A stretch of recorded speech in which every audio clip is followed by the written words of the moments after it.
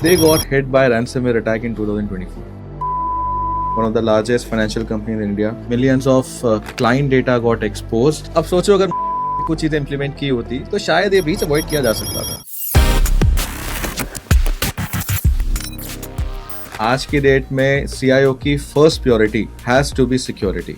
मैं एग्जांपल देता हूँ। One of the largest financial companies in India. They got hit by a ransomware attack in 2024. The attack was done by Lockbit. Millions of client data got exposed. अब सवाल यह है कि attack हुआ क्यों? सॉफ्टवेयर और सिस्टम के patches जो हैं, क्या वो टाइमली अपडेट हुए थे? नेटवर्क सेगमेंटेशन प्रॉपर नहीं होगा, मतलब एक सिस्टम कॉम्प्रोमाइज होने के बाद अटैकर्स जो हैं वो आगे बढ़ते चले गए होंगे। मॉनिटरिंग और थ्रेट डिटेक्शन रियल टाइम में जो हम लोग करते हैं, शायद हो सकता है वो भी इतना स्ट्रांग ना हो।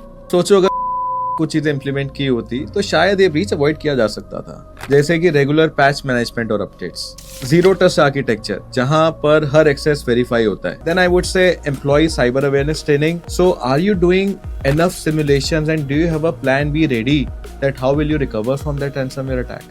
So Radhika, I would say security is not something to be overlooked. Security breach like ransomware आपके पूरे business को हिला सकता है। So I would suggest start investing in security right away.